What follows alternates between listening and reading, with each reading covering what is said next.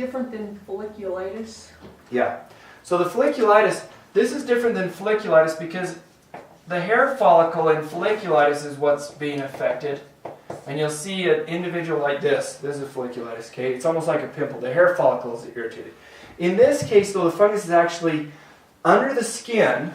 So when we had drawn the skin before, you have the epidermis here. The hair follicle actually pierces up through the epidermal layer from the dermal layer and grows up from the germ layer, okay? And what you'll see is in the folliculitis is oftentimes it's an infection of the hair follicle itself. In this case, the fungus has actually gotten down into the germ layer and is affecting then these colored cells, and it attacks the colored cells, the melanocytes. Melanin is what gives the color to the pigmentation of the skin. And it actually will punch these out like this, okay, and leave then a blotchy patch. The interesting thing is you'll actually see this, and once they've been chewed up or blotted out, it takes a few seasons sometimes. So sometimes you'll see this, once you've got it corrected, it's not just, oh, they got tanned again. It may take 1-2 seasons before you see it really come back, the melanocytes growing back and migrating back into this area to restore the pigmentation to the skin. Okay? Kind of fascinating, isn't it? And once you see it, you'll know exactly what we're referring to. Okay? The real nice thing about the web now is when you look for images and you type in specifically these different things, there's enough medical research and medical literature accompanying photographs now that when you type in one of these names with an image, you'll see it, and then when you see it, you'll recognize it instantly. Oh, that's exactly what that is. Okay? But that's the challenge. A lot of people don't even know to look. Oh, it just looks like Johnny's got a little rash. It's not that big a deal. Or he's just not pigmenting there anymore. It's fine. Okay? But it's again, it will have a mild itch. Okay? Next thing I wanted to talk about from this has to do with then chronic sinus infections. Does anybody know of a person who's dealt with a chronic sinus infection? Anybody know of somebody that's had sinus surgeries? Chronic sinus infections are directly linked to, according to some studies, 94% of chronic sinus infections are a mold or fungal or yeast infection. Okay? That's pretty significant. So you have a moist environment, if you will, inside the nose. Okay? You have the frontal sinus here. You have the eyeball here. Okay? And then you have the nose. And behind this nasium area is the sphenoid sinus. This is the frontal sinus, sphenoid sinus, maxillary sinuses are here. And when you look at this, these sinuses are very, very moist environments. They actually moisten and humidify the air as we breathe it, especially here where we live at a higher elevation, very dry desert. These sinuses are really important. But sometimes when they get inflamed, they can actually seal off, and then you'll see little pockets of inflammation. Doc, you've seen this on the CT scans, the MRIs, where you'll see those little pockets in the frontal and the maxillary sinuses, where there's one side that appears to be inflamed and swollen, and there's actually a heaping or piling of tissues in there. And oftentimes those will be the areas of fungal affliction, if you will. Okay? A lot of the symptomatology of this is postnasal drip. So that clearing the throat, and very, very common in adults. Okay? When we look at this, it's very difficult to treat these. Okay?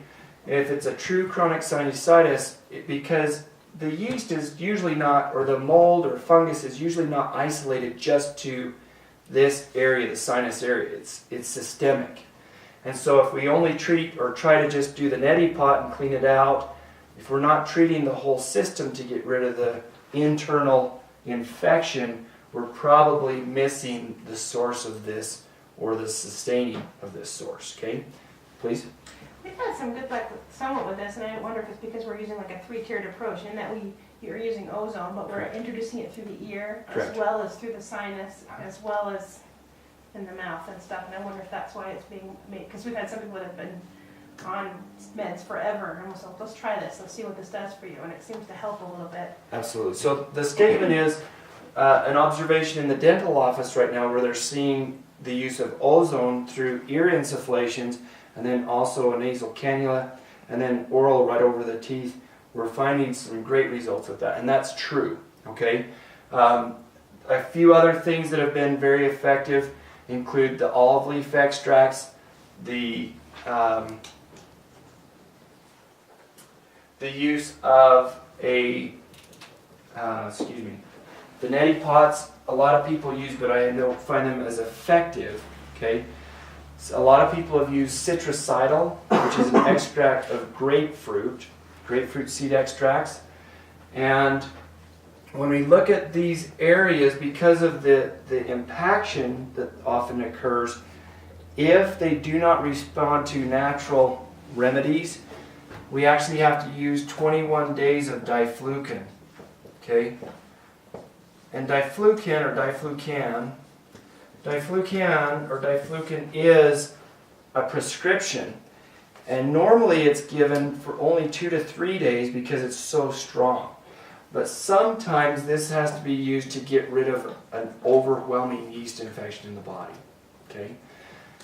What I've found most consistently is when we look here and we find that there continues to be a recurring infection, there's often a source of mold in the home. Okay? So go and check your windowsills, look in the windowsills, especially this time of year when it's cold outside, warm in the house. Just by breathing, the condensation on the windows will actually kind of go drip down the window. And then what you'll find is right at the base of the windowsill where the dust is gathered from all summer and has just allowed the mold spores to set in there, there will actually be a growth of mold there, and then we're breathing those mold spores. So always watch for that. If it's recurrent and it seems to come seasonally, again like we described with the children, there's a cough that they get in the spring, cough again in the fall as we transition those drier seasons, dry climate seasons. Sometimes that's what we'll see. Okay. And when we're in Oregon, we'd see that because our wet season is much longer and our winters aren't as cold and dry. So we'd see that that would affect people much longer. And then I've also seen patients in Hawaii where, you know, it's tropical year-round, and so they never get any relief. And a lot of the young people that leave a dry climate like this and then go to a school like Hawaii, they'll find that their allergies and their molds and those mold spores that may already be in their bodies really proliferate once they get in that real tropical environment, and they're just afflicted constantly with these types of infections. Okay? Everybody good to that point? Let's look at two other things tonight.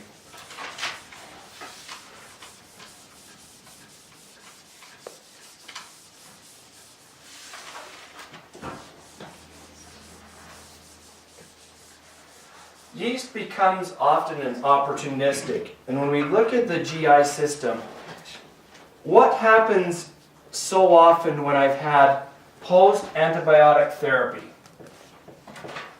Ladies, I have a bladder infection, I get antibiotic prescription, and what happens always after my antibiotic prescription? I get the follow-up yeast infection, right? Yeast is very much an opportunistic, but it's also, there is always a yeast culture in our GI systems. Okay? The body allows that symbiotic presentation to be present. And the reason that it comes so quickly is, again, from our early teaching, what happens, Dr. Robertson, when we give an antibiotic back in the day? If you give amoxicillin, what's going to happen after amoxicillin? You're going to end up with this guy, right? Yeah. Do you remember how often that was the warning? Don't ever give this antibiotic for too long because you're going to end up with C. diff. Remember that? Yeah. It used to be harped on. Now we don't even hear about it. True?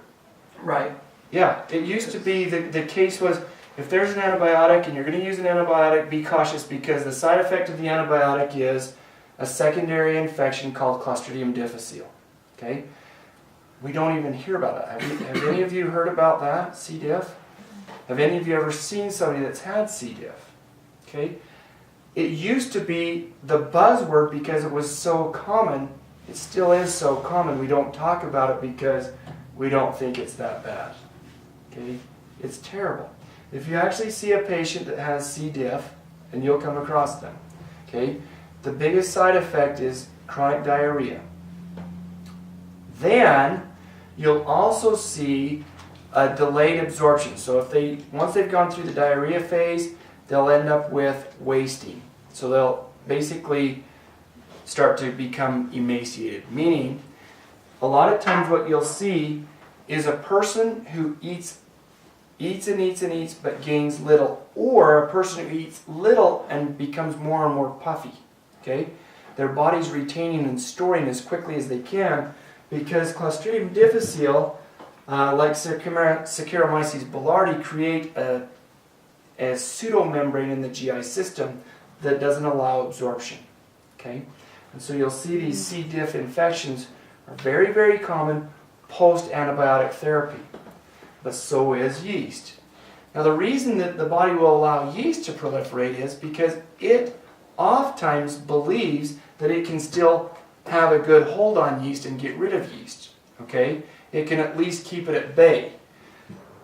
Once we've seen that type of a presentation though, the body will allow yeast to grow faster in an attempt to keep C. diff from growing, or E. coli from growing, or some of the other pathogenic bacteria. Okay? Because the body still oftentimes feels like, I'm stronger than yeast, I can allow it to grow faster, I've got prime real estate that's been cleaned out by this antibiotic therapy. So if we come back and actually re-inoculate the gut with a good probiotic, then oftentimes we can control the yeast in the GI system if it's post-antibiotic therapy. Okay? So if you need to use an antibiotic, what is the recommendation? Use a good probiotic. Exactly. And you're hearing about that more and more. If you watch... It's getting trendy now. Have you seen a lot Correct. of the TV commercials for that? Yeah. Exactly. Yeah, it's cute to Probiotic. use probiotic now, right? And they have a little overlay of the GI system, and somebody looks like they're feeling great because they're eating yogurt. Oh, it's a party in there. It's a fun party. So that's what we're seeing. Probiotics are good, and oftentimes when we look at those probiotics, the best probiotics that we see that I have found are some of the ones that some of our friends are making. And I don't know if those got on our website. I'll have to ask Ashley about that, but we had actually talked about some of the fermented foods. Okay, so sauerkrauts. Jen has a special Spanish word. Oh, Cordito. Cordito, not gordito. Okay, Cordito. Cordito, right? So cordito, sauerkraut, and then even homemade yogurts. Okay, homemade yogurts and kefir can be very, very good. And kefir is actually a whole food, so if you can learn to make those types of good probiotics, they're also full of prebiotics, and that pre-digested, good GI healthy friendly bacteria can actually help us with this yeast. Okay, so and just a couple of thoughts there. What do you think of the little pill forms of probiotics that they've Yeah. got now? So the question is, what about the pill forms, and then there are even some little powder forms. I think that some of them are great. They're very trendy. The one that I really like is a name brand called Theralac. And the reason I'll actually mention this one is because the bacteria should not be in the stomach. Okay? When we eat something, our acid in our stomach should be so concentrated that it gives an acid bath to whatever we're eating. Of course, some bacteria will pass through, but I like Theralac because it actually has an extract of grape skin. And the grape skin, if you've ever used Theralac, when you open it up, the grape skin actually protects the bacterium until the digestive cycle passes from a pH that's very low, okay, pH 2 or approximately 2 in the stomach, until it gets into a basic area, and then this grape skin actually dissolves in an alkaline environment and allows then the bacteria to proliferate. Okay?